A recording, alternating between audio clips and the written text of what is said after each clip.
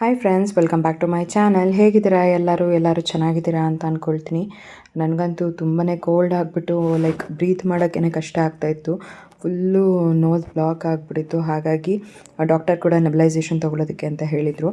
So ಅದೇನಿದೆ ನೆಬಲೈಸರ್ನ ಜೀವನೇ ತೊಗೊಂಬಂದಿದ್ರು. ಯಾಕಂದರೆ ಪದೇ ಪದೇ ನಾನು ಹಾಸ್ಪಿಟಲ್ಗೆ ಹೋಗಿ ಅಲ್ಲಿ ನೆಬಲೈಸೇಷನ್ ತೊಗೊಂಬರೋದಕ್ಕೆ ತುಂಬ ಕಷ್ಟ ಆಗ್ತಿತ್ತು. ಹಾಗಾಗಿ ಒಂದಿನ ಹೋಗಿದ್ದೆ, ಮತ್ತು ನನಗೆ ಹೋಗೋದಕ್ಕೆ ಆಗ್ತಿರ್ಲಿಲ್ಲ.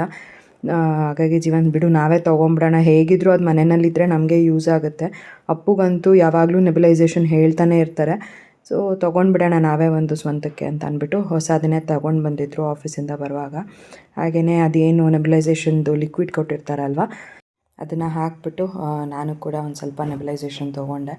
ಅಪ್ಪುಗಂತೂ ಫುಲ್ ಕೋಲ್ಡ್ ಆಗಿಬಿಟ್ರೆ, ಅವನಿಗೆ ಒಂದು ಸತಿ ಕೋಲ್ಡ್ ಬಂದ್ರಲ್ಲ, ನಮ್ಮ ಮನೆಯಲ್ಲಿ ಆಲ್ಮೋಸ್ಟ್ ಎಲ್ಲರೂ ಮಲ್ಕೊಂಡು ಎದ್ದೇಳ್ಬಿಡ್ತೀವಿ. ಸೊ ಈ ರೀತಿ ಇನ್ನು ಅವನಿಗಂತೂ ಬೇಕೇ ಬೇಕು. ನಮ್ಮ ಮನೆಯಲ್ಲಿ ಫಸ್ಟ್ ಡೇ ಕೋಲ್ಡಾ, ಅದರಲ್ಲಿ ಅವಾಗವಾಗ ಈ ರೀತಿ ಹೋಗಿ ನೆಬಲೈಸೇಷನ್ ತೊಗೊಂಬರ್ಬೇಕು ಅಂತಂದರೆ ಅದು ಇದ್ದಿದ್ದು ನಮಗೆ ಒಂಥರ ಹಿಂಸೆ ಅಂತ ಅನ್ನಿಸ್ತಾ ಇರುತ್ತೆ. ಜೊತೆಗೆ ಹೊರಗಡೆ ಅಷ್ಟು ಹೈಜೀನಾಗಿರುತ್ತೋ ಇಲ್ವೋ ಗೊತ್ತಿಲ್ಲ. ಹಾಗಾಗಿ ನಾವೇ ಒಂದು ತೊಗೊಂಬಿಡೋಣ ಅಂತ ತೊಗೊಂಡಿದ್ದಾಯಿತು. ಫೈನಲಿ ಇದು ನಮಗೆ ಯೂಸ್ ಅಂತೂ ಆಗುತ್ತೆ. ಇನ್ನು ನಾನು ಕೂಡ ಆಲ್ಮೋಸ್ಟ್ ಒಂದು 15-20 ನಿಮಿಷ ನೆಬಲೈಸೇಷನ್ ತೊಗೊಂಡು ಆಮೇಲೆ ಸ್ನಾನ ಮಾಡಿಕೊಂಡು ಬಂದೆ. ಬೆಳಗ್ಗೆಯಿಂದ ಒಂಥರ ಫುಲ್ಲು ಮೈಕೈ ಎಲ್ಲ ನೋವ್ತಾಯಿತ್ತು, ಜ್ವರ ಬರೋ ಥರನೇ ಆಗ್ತಾಯಿತ್ತು ನನಗಂತೂ. ಆಮೇಲೆ ಜೀವನ್ಗೆ ಕೂಡ ಹೇಳಿದೆ, ನನಗೆ ಯಾಕೋ ಗೋಬಿ ತಿನ್ಬೇಕು ಅನ್ನಿಸ್ತಿದೆ, ಬಾಯೆಲ್ಲ ಒಂಥರ ಏನೂ ಟೇಸ್ಟೇ ಸಿಗ್ತಿಲ್ಲ ಅನ್ನೋ ಥರ ಅನ್ನಿಸ್ತಿದೆ. ಸೊ ಗೋಬಿ ತೊಗೊಂಬನ್ನಿ ಅಂತ ಅಂದ್ಬಿಟ್ಟು ಹೇಳಿದ್ದೆ. ಸೊ ಹೋಗಿ ಜೀವನ್ ಗೋಬಿ ತೊಗೊಂಬಂದಿದ್ರು. ಕುತ್ಕೊಂಡು ನಾನು, ಅಪ್ಪು, ಜೀವನ್ 3 ಜನ ಕೂಡ ಗೋಬಿ ತಿಂದ್ವಿ. ನಾನು ಈ ರೀತಿ ಎಲ್ಲ ಹೊರಗಡೆ ಏನಾದರೂ ಬೇಕು ಅಂತ ತರಿಸ್ಕೊಂಡು ತಿನ್ನೋದು ತುಂಬಾ ಕಡಿಮೆ. ಬಟ್ ಅದೇನೋ ಇವತ್ತು ನನಗೆ ತುಂಬಾ ಕ್ರೇವಿಂಗ್ಸ್ ಆಗ್ತಾಯಿತ್ತು. ಅದರಲ್ಲೂ ಒಂದು ಪರ್ಟಿಕ್ಯುಲರ್ ಶಾಪ್ ಇದೆ, ಸೊ ಅಲ್ಲಿಂದನೇ ಬೇಕು ಅನ್ನೋ ಥರ ಅನ್ನಿಸ್ತಿತ್ತು. ಹಾಗಾಗಿ ಜೀವನ್ಗೆ ಹೇಳಿದೆ, ಅವ್ರು ಹೋಗಿ ತೊಗೊಂಡು ಬಂದರು. ಈ ರೀತಿ ಎಲ್ಲರೂ ಕೂತ್ಕೊಂಡು ಹೀಗೆ ಮಾತಾಡಿಕೊಂಡು ಗೋಬಿನ ಕೂಡ ತಿಂದ್ವಿ. ಸೊ ಜೀವನ್ ಈ ರೀತಿ ಏನಾರು ಹೋದಾಗ ಅಲ್ಲ, ಒಂದನ್ನು ತೊಗೊಂಬನ್ನಿ ಅಂದರೆ ಜೊತೆಗೆ ಇನ್ನೊಂದು ಏನಾದ್ರು ತಂದಿರ್ತಾರೆ. ಸೊ ಅವರು ಅವತ್ತು ಬನಾನಾ ಚಿಪ್ಸ್ ಕೂಡ ತೊಗೊಂಬಂದಿದ್ರು. ನನಗೆ ಚಿಪ್ಸಲ್ಲಿ ಎಸ್ಪೆಷಲಿ ಬನಾನಾ ಚಿಪ್ಸ್ ಅಂದರೆ ತುಂಬಾ ಇಷ್ಟ ಆಗುತ್ತೆ. ನನಗೆ ನೆನಪಿರೋ ಹಾಗೆ ನಾವು ಮದುವೆ ಆದಾಗ ಗೋವಾಗೆ ಹೋಗೋ ಟೈಮಲ್ಲಿ ಜೀವನ್ ಆಲ್ಮೋಸ್ಟ್ ಒಂದು ಅರ್ಧ kg ಏನೋ ಬನಾನಾ ಚಿಪ್ಸ್ನ ತೊಗೊಂಡಿದ್ರು. ನನಗೆ ಆವಾಗ ತುಂಬಾ ಇಷ್ಟ ಅಲ್ವಾ ಬನಾನಾ ಚಿಪ್ಸ್ ಅಂದರೆ. ಆಲ್ಮೋಸ್ಟ್ ಗೋವಾಗೆ ಹೋಗೋ ಅಷ್ಟೊತ್ತಿಗೆ ಅರ್ಧ kg ಬನಾನಾ ಚಿಪ್ಸ್ನ ಫುಲ್ ಖಾಲಿನೇ ಮಾಡಿಬಿಟ್ಟಿದ್ದೆ ನಾನು. ಜೀವನ್ ಹಂಗೂ ಹೇಳ್ತಿದ್ರು, ಏನಕ್ಕಾದರೂ ಹೊಟ್ಟೆ ಹಸಿದಾಗ ತಿನ್ನು ಅಂತ ತೊಗೊಂಬಂದಿದ್ದು, ನೀನು ನೋಡಿದ್ರೆ ಎಲ್ಲ ಒಟ್ಟಿಗೆ ತಿಂದು ಖಾಲಿ ಮಾಡಿಬಿಟ್ಟ ಅಂತ. ಸೊ ನಾನು ಅಷ್ಟು ಇಷ್ಟಪಡ್ತಿದ್ದೆ ಬನಾನಾ ಚಿಪ್ಸ್ನ ಆವಾಗ. ಇನ್ನು ಸರಿ ಹೀಗೆ ಮಾತಾಡಿಕೊಂಡು ಟಿ ವಿನೂ ಕೂಡ ನೋಡ್ತಾ ಕೂತಿದ್ದೆ. ಆಮೇಲೆ ಹೇಗಿದ್ದರೂ ಅಡುಗೆ ಮಾಡಿಲ್ಲ, ಮಧ್ಯಾಹ್ನ ಬೇರೆ ನಾನು ಸರಿ ಊಟನೇ ಮಾಡೋಕ್ಕಾಗಿರಲಿಲ್ಲ. ಹಾಗಾಗಿ ಉಪ್ಸಾರು ಏನಾದರೂ ಮಾಡೋಣ, ಖಾರವಾಗಿ ಚೆನ್ನಾಗಿರುತ್ತೆ ತಿನ್ನೋಕ್ಕೆ ಅಂತ ಅಂದ್ಬಿಟ್ಟು ಮೊಳಕೆ ಕಟ್ಟಿದ ಕಾಳುಗಳೆಲ್ಲ ಇತ್ತು. ಸೊ ಅದನ್ನು ಯೂಸ್ ಮಾಡಿಕೊಂಡು ಪಲ್ಯ ಮಾಡಿಬಿಟ್ಟು ಉಪ್ಸಾರು ಮಾಡೋಣ ಅಂತ ಅಂದ್ಕೊಂಡೆ. ನನಗೆ ಈ ರೀತಿ ಕಾಳುಗಳಲ್ಲಿ ಉಪ್ಸಾರು, ಬಸ್ಸಾರು ಈ ಥರ ತುಂಬ ಇಷ್ಟ ಆಗುತ್ತೆ. ಮಸಾಲೆ ಸಾರು ಅಷ್ಟು ಇಷ್ಟನೇ ಆಗೋಲ್ಲ ನಂಗೆ. ಫಸ್ಟಿಂದನೂ ಅದೇನೋ ಗೊತ್ತಿಲ್ಲ, ಮೊಳಕೆ ಕಾಳು ಮಸಾಲೆ ಸಾರು ಅದೆಲ್ಲ ಇಷ್ಟನೇ ಆಗೋಲ್ಲ. ಸೊ ಹಾಗಾಗಿ ಈ ರೀತಿ ಉಪ್ಸಾರಿಲ್ಲ ಬಸ್ಸಾರು ಏನಾದರೂ ಮಾಡ್ಕೊಂಡು ಬಿಡ್ತೀನಿ. ಇನ್ನು ಇವಾಗ ಏನು ಮೊಳಕೆ ಕಾಳು ಕಟ್ಟಿಟ್ಟಿದ್ದೆ ಅದನ್ನೆಲ್ಲನೂ ಕೂಡ ಕುಕ್ಕರಲ್ಲಿ ಹಾಕಿ ನೀಟಾಗಿ ವಾಶ್ ಮಾಡಿಕೊಂಡು ಸ್ವಲ್ಪ ಉಪ್ಪನ್ನು ಸೇರಿಸಿ ನೀರು ಹಾಕಿಬಿಟ್ಟು ಅದನ್ನು ಒಂದು 2 ವಿಷಲ್ ತೊಗೊಳ್ತೀನಿ. ನನಗಂತೂ ಹುಷಾರು ತಪ್ಪಿದಾಗ ಈ ಉಪ್ಸಾರು, ಬಸ್ಸಾರು ಇದೆಲ್ಲ ತಿನ್ನೋದಕ್ಕೆ ತುಂಬಾ ಇಷ್ಟ ಆಗುತ್ತೆ. ಸೊ ಇವತ್ತು ಕೂಡ ಅಷ್ಟೇ, ಬೇಗನೆ ಅಡುಗೆ ಕೆಲಸ ಎಲ್ಲ ಮಾಡ್ಕೊಂಬಿಡೋಣ ಅಂತ ಅಂದ್ಬಿಟ್ಟು ಉಪ್ಸಾರನ್ನ ಮಾಡ್ತಾಯಿದ್ದೀನಿ. ಇನ್ನು 2 ವಿಷಲ್ ತೊಗೊಂಡಿದ್ದಾಯಿತು. ಇವಾಗ ಏನು ಉಪ್ಸಾರು ಖಾರಕ್ಕೆ ರೆಡಿ ಮಾಡ್ಕೋಬೇಕು, ಎಲ್ಲನೂ ರೆಡಿ ಮಾಡ್ಕೊಳ್ಳೋಣ ಅಂತ ಬಂದೆ. ಜೀವನಂತೂ ಯಾವಾಗಲೂ ನನ್ನ ಜೊತೆಲೇ ಇರ್ತಾರೆ. ಅದರಲ್ಲೂ ಇವಾಗ ಅಲ್ವಾ, ಅವ್ರು ನನ್ನ ಜೊತೇಲಿದ್ದಾಗ ನನಗೂ ಒಂಥರ ಖುಷಿ ಆಗುತ್ತೆ. ಯಾಕಂದರೆ ಬೆಳಗ್ಗೆಯಿಂದನೂ ಮನೆಯಲ್ಲಿ ಒಬ್ಬಳೇ ಇರ್ತೀನಿ, ಮತ್ತು ನನಗೂ ಕೂಡ ಅಡುಗೆ ಮಾಡೋ ಟೈಮಲ್ಲಿ ಹೋಗಿ ಕೂತ್ಕೊಂಡು ಅವ್ರ ಹತ್ರ ಮಾತಾಡೋಕ್ಕೂ ಆಗೋಲ್ಲ. ಸೊ ಜೀವನೇ ನನ್ನ ಜೊತೆ, ನಾನು ಅಡುಗೆ ಮನೆಯಲ್ಲಿ ಏನಾದ್ರು ಮಾಡೋವಾಗ ನನ್ನ ಜೊತೇಲಿದ್ದಾಗ ನಾನು ಮಾತಾಡಿಕೊಂಡು ಅವರೊಟ್ಟಿಗೆ ಅಡುಗೆ ಕೆಲಸ ಎಲ್ಲ ಮಾಡ್ಕೊಂಬಿಡ್ತೀನಿ. ಸೊ ನನಗೂ ಕೂಡ ಖುಷಿ ಆಗುತ್ತೆ. ನಾನಂತೂ ಅಕ್ಕಪಕ್ಕದ ಮನೆಯವ್ರ ಹತ್ರ ಯಾರ ಹತ್ರನೂ ಮಾತಾಡೋಕ್ಕೆ ಹೋಗೋಲ್ಲ. ಯೂಶ್ವಲಾಗಿ ನಂಗೆ ಅದೊಂಥರ ಏನೋ ಇಷ್ಟನೇ ಆಗೋಲ್ಲ. ಸೊ ನನಗೇನೇ ಇದ್ದರೂ ನನಗೆ ಒಂಥರ ಬೆಸ್ಟ್ ಫ್ರೆಂಡ್ ಆಗಿರ್ಬೋದು, ನಾನು ಏನೇ ನನ್ನ ಮಾತುಗಳನ್ನಾಗಿರ್ಬೋದು ನಾನು ಶೇರ್ ಮಾಡ್ಕೊಳ್ಳೋದೇ ಜೀವನ ಹತ್ರ. ಅದು ಇವಾಗಿಂದ ಅಂತ ಅಲ್ಲ, ನಾನು ಫಸ್ಟ್ PU ಇರುವಾಗ ಆ್ಯಕ್ಚುಲಾಗಿ ನಾನು ಮತ್ತು ಜೀವನ್ ಇಬ್ಬರು ಕಮಿಟ್ ಆಗಿದ್ದಿದ್ದು. ಅಲ್ಲಿಂದ ಟಿಲ್ ಇವತ್ತಿನವರೆಗೂ ಅಲ್ಲ, ನನಗೆ ಜೀವನೇ ಜಾಸ್ತಿ ಕ್ಲೋಸ್ ಫ್ರೆಂಡ್ ಅಂತ ಹೇಳ್ಬೋದು. ತುಂಬ ಜನ ಹೇಳ್ತಿರ್ತೀರ ನೀವು ಹೋಗು ಬಾ ಆ ಥರ ಎಲ್ಲ ಮಾತಾಡ್ತೀರಾ ಅಂತೆಲ್ಲ ಅಂದ್ಬಿಟ್ಟು. ನನಗೆ ನನಗೊಂದು ಬುದ್ಧಿ ಬರೋ ಆಗಿಂದನೂ ನನಗೆ ಅವ್ರು ಗೊತ್ತು. ಸೊ ಅಲ್ಲಿಂದನೂ ನಾನು ಅವ್ರನ್ನ ಹಾಗೆ ಮಾತಾಡ್ಸ್ಕೊಂಬಂದಿರೋದು. ಸುಮ್ಮನೆ ಯಾರಿಗೋಸ್ಕರನೋ ಏನೋ ನಾನು ನನ್ನ ಮಾತನ್ನ ಚೇಂಜ್ ಮಾಡ್ಕೋಬೇಕು ಅನ್ನೋದೆಲ್ಲ ಇಲ್ಲ. ಮತ್ತು ಅವರು ಕೂಡ ಆ ಥರ ಏನಾದರೂ ಮಾತಾಡಿದಾಗ ಏನಕ್ಕೆ ಇಷ್ಟೊಂದೆಲ್ಲ ಡಿಫ್ರೆಂಟಾಗಿ ಮಾತಾಡ್ತೀಯ, ನೀನು ಹೇಗೆ ಮಾತಾಡ್ತೀಯ ಹಾಗೆ ಮಾತಾಡು, ಈ ಥರ ಎಲ್ಲ ಯಾರಿಗೋಸ್ಕರನೋ ಚೇಂಜ್ ಆಗಬೇಡ ಅಂತೆಲ್ಲ ಹೇಳ್ತಾರೆ. ಸೊ ನನಗೂ ಕೂಡ ಅದು ಸರಿ ಬರಲ್ಲ ಅಂತ ಅನ್ಸುತ್ತೆ. ಹಾಗಾಗಿ ನಾವು ಹೇಗೆ ಮಾತಾಡ್ತೀವಿ ನಾವು ಹಾಗೆ ಮಾತಾಡೋದು. ಹಂಗಂದ್ಬಿಟ್ಟು ನನ್ನ ಗಂಡಂಗೆ ಏನು ಮರ್ಯಾದೆ ಕೊಡ್ದಂತೆ ಏನು ಮಾತಾಡೋಕ್ಕೆ ಹೋಗಲ್ಲ ನಾನು. ಯಾಕಂದರೆ ನನಗೂ ಗೊತ್ತು ಯಾರಿಗೆ ಹೆಂಗೆ ಮಾತಾಡಿಸ್ಬೇಕು ಏನು ಅಂತ. ಆ್ಯಂಡ್ ನಾನು ಹೇಳಿದೆ ನಿಮಗೆ ಮುಂಚೆನೇ, ನಂಗೆ ಅವ್ರು ತುಂಬ ಕ್ಲೋಸ್ ಇರೋದ್ರಿಂದ ಆಲ್ಮೋಸ್ಟ್ ಆಲ್ ನಾನು ಎಲ್ಲನೂ ಶೇರ್ ಮಾಡ್ಕೊತೀನಿ ಜೀವನ ಹತ್ರ ಅಂತ ಅಂದ್ಬಿಟ್ಟು. ಅಲ್ಲಿಂದ ಇಲ್ಲಿವರೆಗೂ ಅಲ್ಲ, ನಾನು ಒಂದೇ ಒಂದು ಸೀಕ್ರೆಟ್ ಕೂಡ ಜೀವನ ಹತ್ರ ಮೇಂಟೈನ್ ಮಾಡಿಲ್ಲ. ಫಸ್ಟಿಗೆ ಏನೇ ಇರಲಿ ನಾನು ಜೀವನ ಹತ್ರ ಹೇಳ್ಬಿಡ್ಬೇಕು. ನಾನು ಇರೋದೇ ಹಾಗೆ. ಬೇರೆಯವ್ರ ಹತ್ರ ಹೇಗೋ ಒಂದಷ್ಟು ವಿಚಾರಗಳನ್ನ ಮುಚ್ಚಿಟ್ಕೊಂಡ್ಬಿಡ್ತೀನಿ. ಬಟ್ ಜೀವನ ಹತ್ರ ಅಂತೂ ನನಗೆ ಯಾವುದೇ ವಿಚಾರಗಳನ್ನಾಗಿರ್ಬೋದು ಅಥವಾ ಬೇಜಾರಾಗಿರ್ಬೋದು, ಖುಷಿನಾಗಿರ್ಬೋದು, ನಾನು ಮುಚ್ಚಿಡೋಕ್ಕೆ ಚಾನ್ಸೇ ಇಲ್ಲ. ಫಸ್ಟು ಹೇಳ್ಬಿಡ್ಬೇಕು. ಸೊ ಆಫೀಸಲ್ಲಿ ಇದ್ದು ಬ್ಯುಸಿ ಇದ್ದರೂ ಕೂಡ ನಾನು ಫೋನ್ ಮಾಡಾದರೂ ಹೇಳ್ಬಿಡ್ತೀನಿ, ಈ ಥರ ಇದೆ ಹಿಂಗೆ ಅಂತೆಲ್ಲ ಅಂದ್ಬಿಟ್ಟು. ಸೊ ಈ ರೀತಿ ಒಂದೊಂದು ಸತಿ ಹೇಳ್ತಿರ್ತಾರೆ, ನೀನು ಒಂದೇ ಒಂದು ವಿಷಯನೂ ಸರ್ಪ್ರೈಸಾಗಿಟ್ಟು ನನಗೇನೂ ಹೇಳಿಲ್ಲ ಅಂತ. ಸೊ ಆ ರೀತಿಯಾಗಿ ಅವತ್ತು ಏನಾದರೂ ಹಿಂಗೆ ಒಂದು ವಿಷಯ ಅಂತ ಇರುತ್ತೆ, ಅದನ್ನು ಹೇಳ್ಬಿಡ್ಬೇಕು ನಾನು ಆ ಥರ. ಸೊ ತುಂಬ ಜನ ನಮ್ಮ ಥರನೇ ಇರ್ತಾರೆ ಅಲ್ವಾ, ಆಲ್ಮೋಸ್ಟ್ ಗಂಡ ಹೆಂಡ್ತಿರಲ್ಲ ಹೀಗೆ ಇರ್ತಾರೆ ಅಂತ ಅಂದ್ಕೊಳ್ತೀನಿ ನಾನು. ನನಗಂತೂ ಜಾಸ್ತಿ ತುಂಬ ಕ್ಲೋಸ್ ಅಂತ ಅಂದರೆ. ಸೊ ಈ ರೀತಿ. ಇನ್ನು ಇಲ್ಲಿ ಉಪ್ಸಾರು ರೆಸಿಪಿ ಆಲ್ಮೋಸ್ಟ್ ಎಲ್ಲರಿಗೂ ಗೊತ್ತೇ ಇರುತ್ತೆ. ಸೊ ಹಾಗಾಗಿ ನಾನು ಜಸ್ಟು ಕ್ಲಿಪ್ಪಿಂಗ್ಸ್ನ ತೊಗೊಂಡೆ ಯಾವ ರೀತಿ ನಾನು ಉಪ್ಸಾರು ಮಾಡ್ತೀನಿ ಅಂತ ಅಂದ್ಬಿಟ್ಟು. ಹಾಗೆಯೇ ಮೊಳಕೆ ಕಾಳಿನ ಒಗ್ಗರಣೆ ಕೂಡ ಮಾಡ್ಕೊಂಡಿದ್ದಾಯಿತು. ಇದಕ್ಕೆ ಅಂತ ಮುದ್ದೆನೂ ಕೂಡ ಮಾಡ್ಕೋಬೋದು. ಬಟ್ ಅವತ್ತು ಮುದ್ದೆ ಏನು ಬೇಡ ಬಿಡು, ಸುಮ್ಮನೆ ಥ್ರೋಟ್ ಪೇನ್ ಅಂತ ಹೇಳ್ತಿದ್ಯಾ, ಮತ್ತೆ ಎಂತಕ್ಕೆ ಮುದ್ದೆ ಎಲ್ಲ, ಮಾಮೂಲಿ ರೈಸ್ ಮಾಡ್ಕೊಳ್ಳೋಣ ಅಂತ ಹೇಳಿದ್ರು. ಸೊ ಹಾಗಾಗಿ ರೈಸ್ನ ಮಾಡಿದ್ದೆ. ಇನ್ನು ಎಲ್ಲರೂ ಕುತ್ಕೊಂಡು ಊಟನ ಕೂಡ ಮಾಡಿದ್ವಿ. ಅಪ್ಪುಗೆ ಫುಲ್ ಚಳಿ ಆಗ್ತಾಯಿತ್ತು ಅಂದ್ಬಿಟ್ಟು ಅವನೇ ಹೋಗಿ ಅವ್ನು ವಾರ್ಡ್ರು ಓಪನ್ ಮಾಡಿಬಿಟ್ಟು ಅವ್ನು ಸ್ಕೂಲ್ ಸಾಕ್ಸ್ನ ತೊಗೊಂಬಂದು ಹಾಕೊಂಡು ಕುತ್ಕೊಂಡ್ಬಿಟ್ಟಿದ್ದಾನೆ. ನಾನು ಅದೇ ರೇಗಿಸ್ತಾ ಇದ್ದೆ, ಅಪ್ಪು ಬೇರೆ ಸಾಕ್ಸ್ ಇರಲಿಲ್ವಾ, ಯಾಕೆ ಸ್ಕೂಲ್ ಸಾಕ್ಸ್ ತೊಗೊಂಬಂದು ಹಾಕ್ಕೊಂಡಿದ್ಯಾ ಅಂತ. ಸೊ ಅವನಿಗೆ ಚಳಿ ಮೊದಲೇ ತಡಿಯೋಕ್ಕಾಗಲ್ಲ ಅಲ್ವಾ. ಸೊ ಹಾಗಾಗಿ ಹೋಗಿ ಯಾವುದೋ ಒಂದು ಸಾಕ್ಸ್ ಅಂತ ಎತ್ಕೊಂಬಂದು ಹಾಕೊಂಡ್ಬಿಟ್ಟಿದ್ದಾನೆ. ಇವಾಗ ಎಲ್ಲರೂ ಒಟ್ಟಿಗೆ ಕೂತ್ಕೊಂಡು ಊಟನ ಕೂಡ ಮಾಡಿದ್ವಿ. ಅಂತೂ ಆಫೀಸಿಂದ ಬರೋದು ಕೆಲವೊಮ್ಮೆ 6:30, 7 o'clock ಹಂಗೆ ಆಗುತ್ತೆ. ಬಟ್ ಅವ್ರು ನಮ್ಮ ಜೊತೆ ಟೈಮ್ ಸ್ಪೆಂಡ್ ಮಾಡೋದೇ ಆಲ್ಮೋಸ್ಟ್ ಒಂದು 10:30 ಅಷ್ಟೇ. ಒಂದು 3-4 ಅವರ್ ಅವ್ರು ನಮ್ಮ ಜೊತೆ ಇರ್ತಾರೆ. ಅದಾದಮೇಲೆ ಅವರು ನಿದ್ದೆ ಮಾಡಿ ಬೆಳಗ್ಗೆ ಎದ್ದು ಆಫೀಸಿಗೆ ಹೋದರೆ ಇನ್ನು ಬರೋದೇ ಸಂಜೆ. ಸೊ ಸಿಕ್ಕಿರೋ ಟೈಮಲ್ಲಂತೂ ಅಲ್ಲ, ನಾನು ನನ್ನ ಗಂಡನ ತುಂಬ ಚೆನ್ನಾಗಿ ಮಾತಾಡಿಸ್ತೀನಿ. ಜೊತೆಗೆ ಅವ್ರ ಜೊತೆ ಏನೇ ಇರ್ಬೋದು ಎಲ್ಲ ವಿಚಾರಗಳನ್ನ ಶೇರ್ ಮಾಡಿಕೊಂಡು ತುಂಬ ಚೆನ್ನಾಗಿರ್ತೀನಿ. ಸೊ ಅವರು ಅಷ್ಟೇ, ಸುಮ್ಮನೆ ಎಲ್ಲಾದರೂ ಹೋಗ್ಬಿಟ್ಟು ಒಬ್ಬರೇ ಕುತ್ಕೊಂಡ್ಬಿಟ್ರೆ ಅಲ್ಲ. ನಮ್ಮ ಮನೆಯಲ್ಲಿ ಫಸ್ಟ್ ಆದರೆ ಅದೊಂಥರ ಅಂದರೆ ಚಿಕ್ಕ ಮನೆ ಇರ್ತಿತ್ತು. ಆವಾಗ ಎಲ್ಲಾದರೂ ಕುತ್ಕೊಂಡಿದ್ರು ನಂಗೆ ಹಿಂದೆ ಮುಂದೆ ಓಡಾಡೋವಾಗೆಲ್ಲ ಕಾಣೋರು. ಬಟ್ ಇವಾಗ ಏನಾದರೂ ಮೇಲ್ಗಡೆ ಬಂದು ಕುತ್ಕೊಂಡ್ಬಿಟ್ರೆ ಆ ಥರದ್ದೆಲ್ಲ ಮಾಡಿದಾಗ ನನಗೆ ಬೇಜಾರಾಗ್ತಿರುತ್ತೆ. ಅವಾಗ ನನಗೆ ಈಸಿಯಾಗಿ ಗೊತ್ತಾಗುತ್ತೆ, ಓಕೆ ಅವ್ರಿಗೇನೋ ಬೇಜಾರಾಗಿದೆ, ಹಾಗಾಗಿ ಅವ್ರು ಒಬ್ಬರೇ ಇದ್ದಾರೆ ಆ ಥರ. ಸೊ ಹಾಗಾಗಿ ನನ್ನ ಜೊತೆನೇ ಯೂಶ್ವಲಾಗಿ ಇರ್ತಾರೆ. ಸೊ ಒಬ್ಬೊಬ್ಬರು ಹೇಳ್ತೀರಾ, ತುಂಬ ಅದೃಷ್ಟ ಮಾಡಿದ್ದೀರಾ ನೀವು ನಿಮ್ಮ ಗಂಡನ ಪಡೆಯೋಕ್ಕೆ ಅಂತೆಲ್ಲ ಅಂದ್ಬಿಟ್ಟು. ಖಂಡಿತ ನಾನು ತುಂಬ ಅಂದರೆ ತುಂಬ ಲಕ್ಕಿ ಅಂತಲೇ ಹೇಳ್ಬೋದು. ಅವರು ನಾನು ಹೇಳೋದಕ್ಕಿಂತ ಜಾಸ್ತಿ ಅವ್ರು ನಾನು ತುಂಬ ಚೆನ್ನಾಗಿ ಅರ್ಥ ಮಾಡ್ಕೊಂಡಿದ್ದಾರೆ. ನನಗೇನು ಬೇಕು ಏನು ಬೇಡ, ಯಾವ ಟೈಮಲ್ಲಿ ನಾನು ಹೆಂಗಿರ್ತೀನಿ ಪ್ರತಿಯೊಂದೂ ಅವ್ರು ತುಂಬ ಚೆನ್ನಾಗಿ ತಿಳ್ಕೊಂಡಿದ್ದಾರೆ. ಸೊ ಹಾಗಾಗಿ ನನಗೆ ನನ್ನ ಗಂಡ ಅಂದರೆ ತುಂಬಾ ಇಷ್ಟ. ಗಂಡ ಅನ್ನೋದಕ್ಕಿಂತ ಅವ್ರು ನನ್ನ ತುಂಬ ಕ್ಲೋಸ್ ಫ್ರೆಂಡ್ ಅಂತಲೇ ಹೇಳ್ಬೋದು. ಸೊ ಈ ರೀತಿ. ಇನ್ನು ನೆಕ್ಸ್ಟ್ ಡೇ ಮಾರ್ನಿಂಗ್ ಅಪ್ಪು ಯಾಕೋ ಕಿವಿ ನೋವು ಅಂತ ಹೇಳ್ತಿದ್ದ. ನಾನು ಅಂದ್ಕೊಂಡೆ ಕೋಲ್ಡ್ ಆಗಿದೆಯಲ್ಲ ಹಾಗಾಗಿ ಅವನಿಗೆ ಕಿವಿ ನೋವ್ತಾ ಇರ್ಬೋದು ಅಂತ. ಆಮೇಲೆ ಸುಮ್ಮನೆ ನೋಡೋಣ ಕಿವಿಲಿ ಏನಾದರೂ ಗುಗ್ಗೆ ಇದೆಯಾ ಅಂತ ಅಂದ್ಬಿಟ್ಟು ಅವನ್ನ ಮಲಗಿಸ್ಕೊಂಡು ನೋಡಿದ್ರೆ ತುಂಬ ಜಾಸ್ತಿ ಗುಗ್ಗೆ ಇತ್ತು. ಹಾಗಾಗಿ ಅದನ್ನೆಲ್ಲ ರಿಮೂವ್ ಮಾಡೋಣ ಅಂತ ಅಂದ್ಬಿಟ್ಟು ತೆಗಿತಾ ಇದ್ದೆ. ಸೊ ಅವನು ಆಟ ಎಲ್ಲ ಏನೂ ಮಾಡಲ್ಲ, ನೀಟಾಗೆ ತೆಗೆಸ್ಕೊಳ್ತಾನೆ. ಒಂದು ಸ್ವಲ್ಪ ಅಳ್ಳಾಡಬೇಡ ಈ ಥರ ನೋಡು, ಆಮೇಲೆ ಅಳ್ಳಾಡಿದ್ರೆ ಕಿವಿ ಗಾಯ ಆಗುತ್ತೆ ಆ ಥರ ಎಲ್ಲ ಹೇಳಿದ್ರೆ ಸುಮ್ಮನೆ ಮಲ್ಕೊಂಡು ಗುಗ್ಗೆ ಎಲ್ಲ ತೆಗೆಸ್ಕೊಳ್ತಾನೆ. ಸೊ ಹೀಗೆ ಅವನನ್ನು ಮಾತಾಡಿಸ್ಕೊಂಡು ಕಿವಿ ಎಲ್ಲ ಕ್ಲೀನ್ ಮಾಡಿದ್ದಾಯಿತು.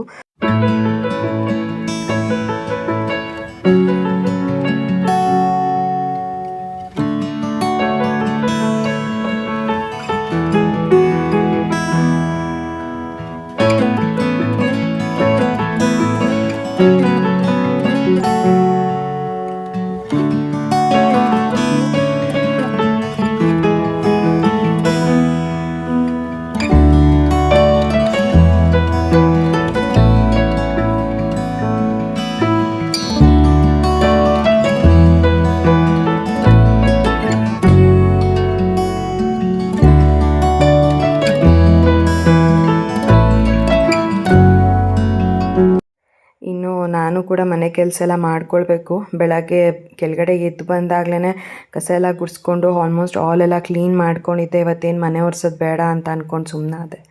ಆಮೇಲೆ ನೋಡಿದ್ರೆ ಮೇಲ್ಗಡೆ ಎಲ್ಲ ಕೂಡ ಕ್ಲೀನ್ ಮಾಡ್ಕೋಬೇಕಾಗಿತ್ತು. ಅಯ್ಯೋ ಮೇಲ್ಗಡೆ ಬೇರೆ ಇನ್ನೂ ಕ್ಲೀನ್ ಮಾಡಬೇಕಲ್ಲಪ್ಪ ಅನ್ನೋ ಥರ ಅನ್ನಿಸ್ತಿತ್ತು ನನಗೇ.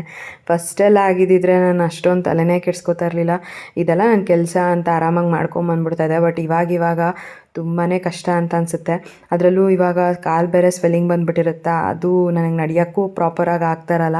ಸೊ ಇಂಥ ಟೈಮಲ್ಲಿ ಏನಾದರೂ ಮನೆ ಕೆಲಸ ಮಾಡಬೇಕು ಅಂದರೆ ತುಂಬಾ ಸುಸ್ತು ಅಂತ ಅನಿಸುತ್ತೆ ನನಗೆ. ಹಾಗಾಗಿ ಯೋಚನೆ ಮಾಡ್ತಾ ಇದ್ದೆ, ಏನು ಮಾಡಲಿ, ಹಾಲ್ ಮಾತ್ರ ಕ್ಲೀನ್ ಮಾಡ್ಕೊಂಡಿದ್ದೀನಿ, ಮೇಲ್ಗಡೆ ಯಾವಾಗ ಹೋಗಿ ಕ್ಲೀನ್ ಮಾಡಲಿ, ತಿಂಡಿ ತಿಂದ್ಬಿಡೋಣ ಫಸ್ಟು, ಅದಾದಮೇಲೆ ಕ್ಲೀನ್ ಮಾಡೋಣ ಅನ್ನೋ ಥರ ಇತ್ತು. ಯಾಕಂದರೆ ಮೇಲ್ಗಡೆ ಕೂಡ ಬೆಡ್ ಸ್ಪ್ರೆಡ್ ಎಲ್ಲ ಚೇಂಜ್ ಮಾಡಿ ಕಂಪ್ಲೀಟ್ ರೂಮ್ ಎಲ್ಲ ಎರಡೂ ಕ್ಲೀನ್ ಮಾಡಬೇಕಾಗಿತ್ತು.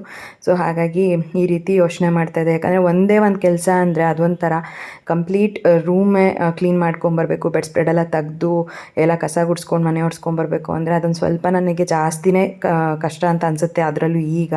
ಸೊ ಮುಂಚೆ ಎಲ್ಲ ನಾನು ಇಷ್ಟು ಯೋಚನೆ ಮಾಡ್ತಾ ಇರಲಿಲ್ಲ.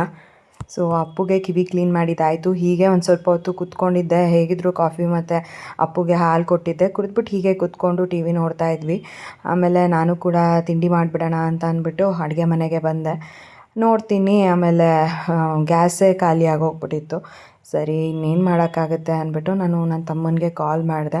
ನಾನು ಇವನ್ ಅದನ್ನು ನೋಡಿಕೊಂಡೇ ಇಲ್ಲ. ಹಿಂದಿನ ದಿನ ಏನಾದರೂ ಇದ್ದಿದ್ದರೆ, ಅಂದರೆ ಸಂಜೆ ಹಾಗೆ ಖಾಲಿಯಾಗಿದ್ದಿದ್ರೆ ಜೀವನೇ ಇರ್ತಿದ್ರಲ್ವ ಮನೆಯಲ್ಲಿ, ಅವರೇ ಅದನ್ನು ಫಿಕ್ಸ್ ಮಾಡಿಕೊಟ್ಟಿರೋರು. ಬಟ್ ಈ ಥರ ಒಬ್ಬಳೇ ಇದ್ದಾಗ ನಾನು ಒಂದ್ಸಲ ಏನೋ ಫಿಕ್ಸ್ ಮಾಡ್ಕೊಂಡಿದ್ದೆ. ಅದು ಬಿಟ್ಟರೆ ನನಗೆ ಮೇಲ್ಗಡೆಯಿಂದ ಹೊಸ ಸಿಲಿಂಡ್ರನ್ನ ತೆಗ್ದು ಮತ್ತೆ ಅದನ್ನು ಫಿಕ್ಸ್ ಮಾಡೋದಕ್ಕೆಲ್ಲ ತುಂಬಾ ಕಷ್ಟ ಆಗುತ್ತೆ. ಹಾಗಾಗಿ ನಾನು ನನ್ನ ತಮ್ಮಂಗೆ ಹೇಗಿದ್ದರೂ ಎಕ್ಸಾಮ್ ಮುಗ್ದಿತ್ತಲ್ಲ, ಅವ್ನು ಮನೆಯಲ್ಲೇ ಇದ್ದ, ಅವನಿಗೆ ಕಾಲ್ ಮಾಡಿಬಿಟ್ಟು ಬರೋದಕ್ಕೆ ಹೇಳಿದೆ. ಸೊ ಅವ್ನು ಬಂದು ಆಮೇಲೆ ಸಿಲಿಂಡರ್ನ ಫಿಕ್ಸ್ ಮಾಡಿಕೊಟ್ಬಿಟ್ಟು ಆಮೇಲೆ ಅವನು ಹೋದ. ಸೊ ಈ ರೀತಿಯಾಗಿತ್ತು. ನನಗಂತೂ ಈ ರೀತಿ ಏನಾದರೂ ಸಿಲಿಂಡರ್ ಖಾಲಿ ಆದಾಗ ಅಯ್ಯೋ ಅವ್ನು ಬರ್ತಾನೋ ಇಲ್ವೋ, ಕರೆದಿದ್ದ ತಕ್ಷಣ ಏನಪ್ಪ ಮಾಡೋದು, ನೆಕ್ಸ್ಟು ಹೋಟೆಲಲ್ಲಿ ಏನಾದರೂ ತರಿಸ್ಕೋಬೇಕು ಅಂತಂದರೆ ನನಗೆ ಫಸ್ಟೇ ಹೋಟೆಲಲ್ಲಿ ಅದೇನೋ ಟೇಸ್ಟೇ ಇಷ್ಟ ಆಗ್ತಿಲ್ಲ. ಸೊ ಅದೆಲ್ಲ ಒಂಥರ ಕಷ್ಟನೇ. ದಯವಿಟ್ಟು ಬಂದ್ಬಿಡ್ಲಪ್ಪ ಅವನು ಅನ್ನೋ ಥರ ಎಲ್ಲ ಅನ್ನಿಸ್ತಿತ್ತು. ಏನೇನೋ ಯೋಚನೆ ನನಗೆ.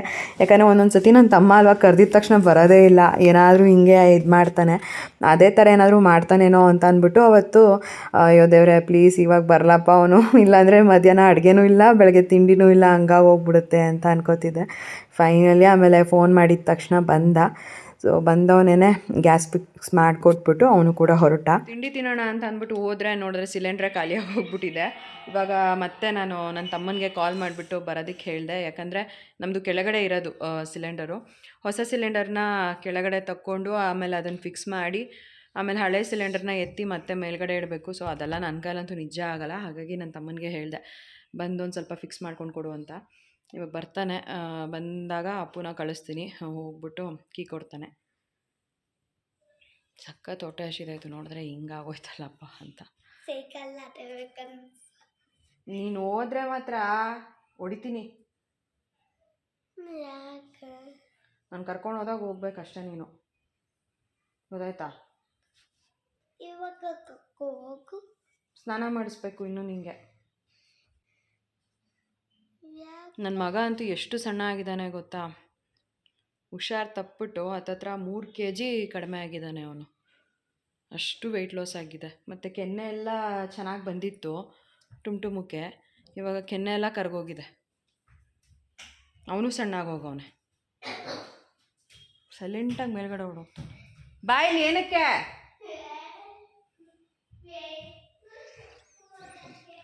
ಅಪ್ಪ ನಾನು ಕೂಡ ಇನ್ನೂ ಮನೆ ಕೆಲಸ ಮಾಡ್ಕೋಬೇಕು. ಫಸ್ಟ್ ತಿಂಡಿ ತಿಂದ್ಬಿಟ್ಟು ಅದಾದಮೇಲೆ ಮಾಡೋಣ ಅಂದ್ಕೊಂಡೆ. ನೋಡಿದ್ರೆ ಹಿಂಗಾಯಿತು. ಈಗ ನನ್ನ ತಮ್ಮ ಬಂದಮೇಲೆ ಅಲ್ಲಿ ಸಿಲಿಂಡರ್ ಹಾಕ್ಬಿಟ್ಟು ಆದಮೇಲೆ ತಿಂಡಿ ತಿಂದ್ಬಿಟ್ಟು ಅದಾದಮೇಲೆ ಬೇರೆ ಕೆಲಸ ಎಲ್ಲ ಮಾಡ್ಕೊಳ್ತೀನಿ. ಕೆಳಗಡೆ ಎಲ್ಲ ಕಸ ಗುಡಿಸ್ಕೊಂಡು ಕ್ಲೀನ್ ಮಾಡಿಕೊಂಡೆ. ಮೇಲ್ಗಡೆ ಆಮೇಲೆ ಮಾಡೋಣ ಅಂತ ಅಂದ್ಬಿಟ್ಟು ಸುಮ್ಮನಾದೆ. ಯಾಕಂದರೆ ಮೇಲಿಂದ ಫಸ್ಟಿಂದ ಕ್ಲೀನ್ ಮಾಡ್ಕೊಂಬರ್ತಿದ್ನಲ್ಲ, ಹಂಗೆಲ್ಲ ನನಗೆ ಇವಾಗ ಮಾಡೋಕ್ಕಾಗಲ್ಲ. ಯಾಕಂದರೆ ಸುಮ್ಮನೆ ಮೆಟ್ಲ ಹತ್ರ ಹಿಂದೆ ಹಿಂಗೆ ಗುಡಿಸ್ಕೊಂಬರ್ಬೇಕಲ್ವ. ಹಾಗಾಗಿ ಫಸ್ಟು ಇದೇನಿದೆ ಈ ಒಂದು ಪೋರ್ಷನ್ ಎಲ್ಲ ಕ್ಲೀನ್ ಮಾಡ್ಕೊಂಬಿಡ್ತೀನಿ. ಅದಾದಮೇಲೆ ಮೇಲ್ಗಡೆ ಹೋಗ್ತೀನಿ. ಜೀವನ ಹಂಗೂ ಬಿಡು, ಇನ್ನೇನು ಮಾಡಬೇಡ, ನಾನೇ ಮಾಡಿಕೊಡ್ತೀನಿ ಅಂತ ಹೇಳಿದ್ರು. ಬಟ್ ನನಗೇನೆ ಯಾಕೋ ಅದು ಸರಿ ಬರೋಲ್ಲ. ಪ್ರತಿ ಸಲಿನೂ ಅವರೇ ಏನು ಮಾಡ್ತಾರೆ ಅಂತ ಅಂದ್ಬಿಟ್ಟು ನಾನು ಸುಮ್ಮನಾದೆ. ಇವಾಗೆಲ್ಲ ಮಾಡ್ಕೋಬೇಕು ನಾನೇ. 0 ಇನ್ನು ವೆಯ್ಟು ಬಂದಮೇಲೆ ಫೋಟೋ ತಗೋಬೇಕು. ಹೋಗ್ಬಿಟ್ಟು ವೆಯ್ಟ್ ಮಿಷಿನಲ್ಲಿ ಚೆಕ್ ಮಾಡಿ ಫೋಟೋ ತೊಗೊಂಬಂದವನೆ. ಅದು ಝೀರೋನೆಲ್ಲ ಐತೆ, ಅದನ್ನ ಫೋಟೋ ತೊಗೊಂಬಂದವನು. ಹೋಗು ಸರಿ ಚೆಕ್ ಮಾಡಿಬಿಟ್ಟು ತೊಗೊಂಬ ಫೋಟೋನ. ಅಪ್ಪು ವೆಯ್ಟ್ಲೆಸ್ಸು, ವೆಯ್ಟೇ ಇಲ್ಲ. ಸೊ ನನ್ನ ತಮ್ಮನೂ ಕೂಡ ಬಂದ. ಹಾಗೆಯೇ ಅಮ್ಮನ ಮನೆ ಅಡ್ರೆಸ್ಸಿಗೆ ನಾನು ಒಂದು ಮೆಟರ್ನಿಟಿ ಡ್ರೆಸ್ನ ಆರ್ಡರ್ ಮಾಡಿದ್ದೆ. ಸೊ ಅದನ್ನು ಕೂಡ ತೊಗೊಂಡು ಬಂದ.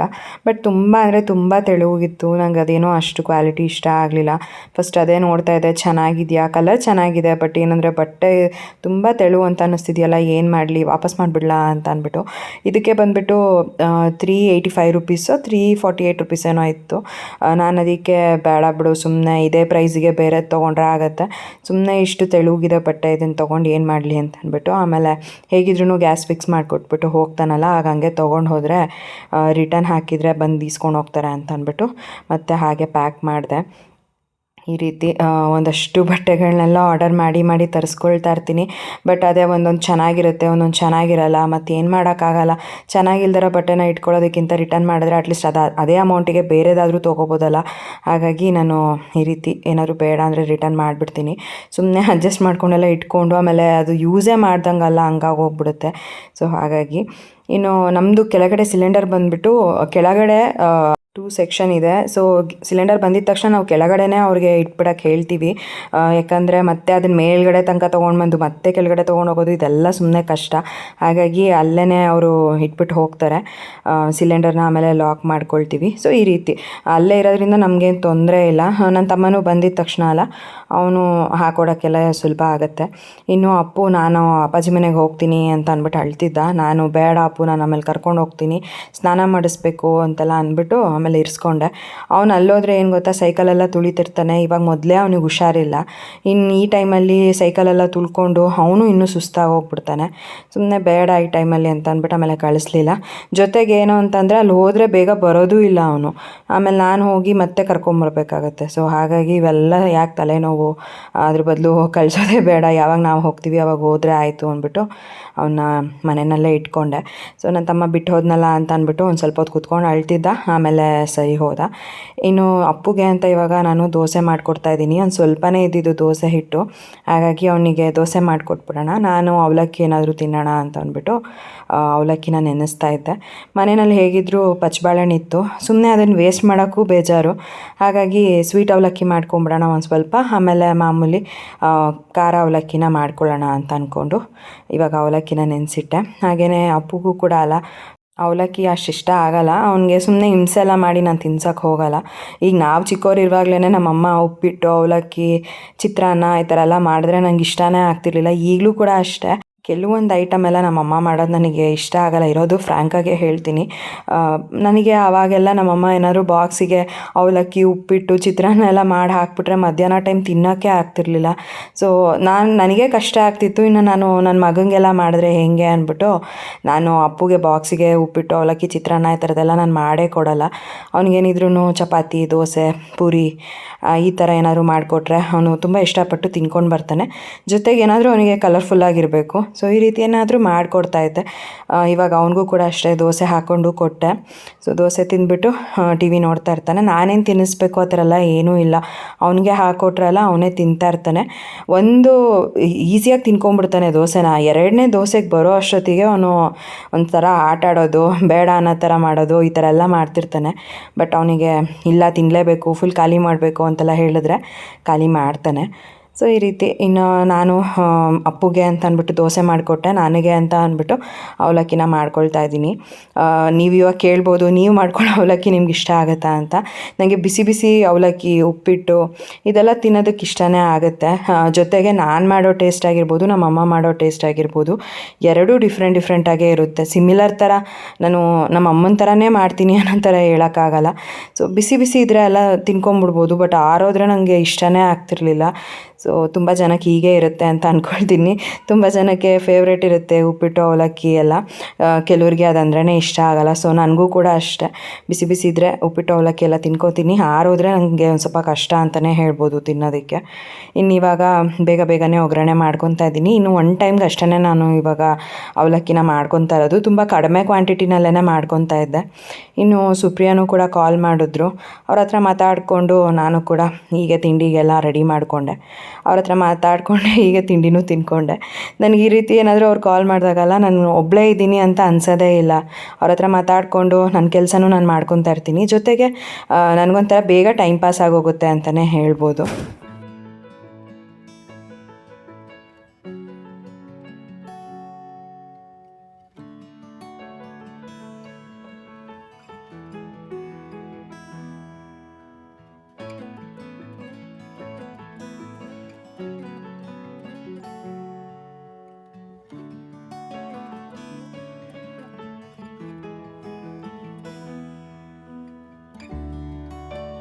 ಇನ್ನು ತುಂಬ ಜನ ಸೀಮಂತದ್ದು ಸ್ಯಾರಿ ಹಾಗೆಯೇ ಬ್ಲೌಸ್ ವರ್ಕ್ ಬಗ್ಗೆ ಎಲ್ಲ ಕೇಳ್ತಾ ಇದ್ರಿ. ನಾನು ತುಂಬ ದಿನದಿಂದ ಅನ್ಕೊತಾನೇ ಇದ್ದೀನಿ ಎರಡೂ ಕೂಡ ವಿಡಿಯೋ ಮಾಡೋಣ ಅಂತ, ಬಟ್ ಆಗಲೇ ಇಲ್ಲ.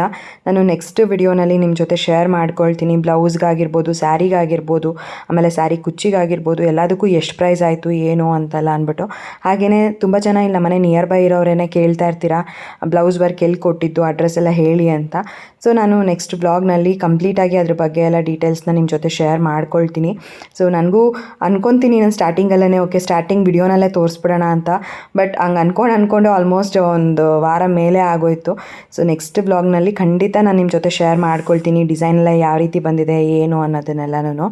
ಐ ಹೋಪ್ ಸೊ ನೀವು ಅರ್ಥ ಮಾಡ್ಕೊಳ್ತೀರಾ ಅಂತ ಅಂದ್ಕೊಳ್ತೀನಿ. ನಂದು ಕೂಡ ತಪ್ಪಿದೆ ಪಾಪ, ನೀವು ಕೇಳಿದಾಗ ನಾನು ಕೂಡ ಅಲ್ಲಲ್ಲೇ ರಿಪ್ಲೈ ಮಾಡಿದ್ದೀನಿ ಸುಮಾರು ಜನಕ್ಕೆ, ಬಟ್ ವಿಡಿಯೋನಲ್ಲಿ ನಾನು ಶೇರ್ ಮಾಡ್ಕೊಳಕ್ಕಾಗಲಿಲ್ಲ. ಸೊ ನೆಕ್ಸ್ಟ್ ವಿಡಿಯೋನಲ್ಲಿ ಖಂಡಿತ ಶೇರ್ ಮಾಡ್ಕೊಳ್ತೀನಿ. ಸೊ ಅವಲಕ್ಕಿ ಕೂಡ ಮಾಡ್ಕೊಂಡಿದ್ದಾಯಿತು. ಇವಾಗ ನಾನು ಹೋಗ್ಬಿಟ್ಟು ತಿಂಡಿ ತಿಂದು ಅದಾದಮೇಲೆ ಆದರೆ ಮತ್ತೆ ವ್ಲಾಗ್ನ ಕಂಟಿನ್ಯೂ ಮಾಡೋಣ ಅಂತ ಅಂದ್ಕೊಂಡೆ. ಬಟ್ ನನಗೆ ಮನೆ ಕೆಲಸ ಇದ್ದಿದ್ದೆ ಸ್ವಲ್ಪ ಜಾಸ್ತಿ ಇತ್ತು. ಬೇಗನೆ ತಿಂದುಬಿಟ್ಟು ಅದಾದಮೇಲೆ ಒಂದು 10-15 ನಿಮಿಷ ರೆಸ್ಟ್ ಮಾಡಿ ಮನೆ ಕೆಲಸ ಮಾಡ್ಕೊಳ್ಳೋಣ ಅಂತ ಅಂದ್ಕೊಂಡೆ. ಇನ್ನು ಅಪ್ಪು ನೋಡ್ಬೋದು ಒಂದು ದೋಸೆ ತಿಂದಿದ್ದಾನೆ, ಇನ್ನೊಂದು ದೋಸೆ ತಿನ್ನೋದಕ್ಕಂತೂ ಫುಲ್ಲು ಕಷ್ಟಪಡ್ತಿದ್ದಾನೆ. ಆಮೇಲೆ ಅವ್ನಿಗೆ ಹೇಳಿ ಆಮೇಲೆ ತಿನ್ನಿಸಿದ್ದಾಯಿತು. ಸೊ ತುಂಬ ಜನ ಕೇಳ್ತಾ ಇದ್ರಿ ಡೈಲಿ ವ್ಲಾಗ್ಸ್ನ ಶೇರ್ ಮಾಡ್ಕೊಳ್ಳಿ ಅಂತ. ಆದಷ್ಟು ನಾನು ಕೂಡ ಟ್ರೈ ಮಾಡ್ತಾಯಿದ್ದೀನಿ ಇವಾಗ ಡೈಲಿ ವ್ಲಾಗ್ಸ್ನ ಅಪ್ಲೋಡ್ ಮಾಡೋದಕ್ಕೆ. ಐ ಹೋಪ್ ನಿಮಗೆ ಇಷ್ಟ ಆಗ್ತಿದೆ ಅಂತ ಅಂದ್ಕೊಳ್ತೀನಿ. ಸೊ ಇನ್ಮೇಲೆ ಹೀಗೆ ಕಂಟಿನ್ಯೂ ಮಾಡ್ತೀನಿ, ನೋಡೋಣ ಎಷ್ಟು ದಿನ ಆಗುತ್ತೆ ಅಂತ ಅಂದ್ಬಿಟ್ಟು.